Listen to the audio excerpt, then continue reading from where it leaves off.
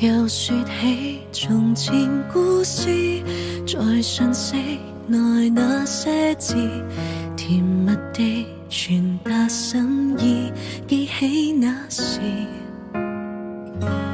沒有碰面與相擁，無懼寂寥或冰凍，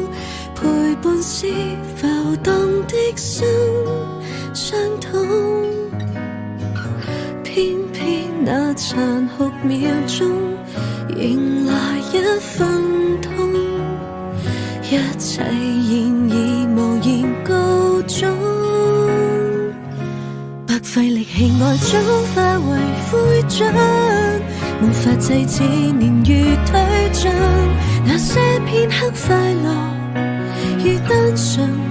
亦於願望裏全然都化空，為各自理想分了頭可算準，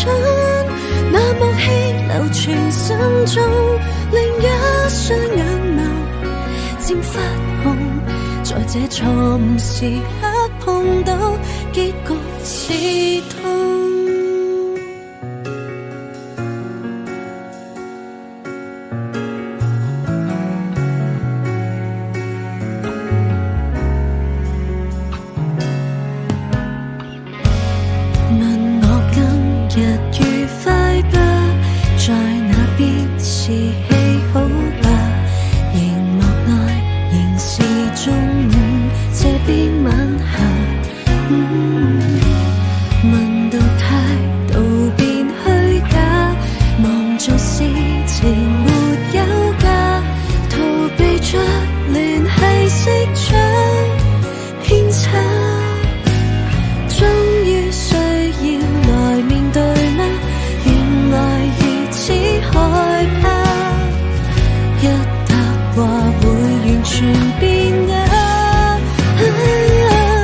費力氣愛早化為灰燼，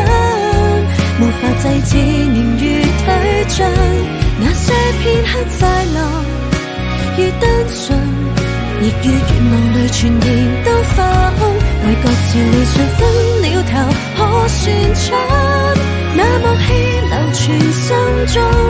另一雙眼眸漸發紅，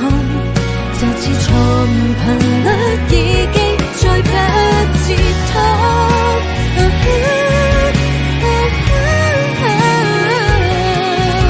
剩了的全無用，愛調戲於裂縫，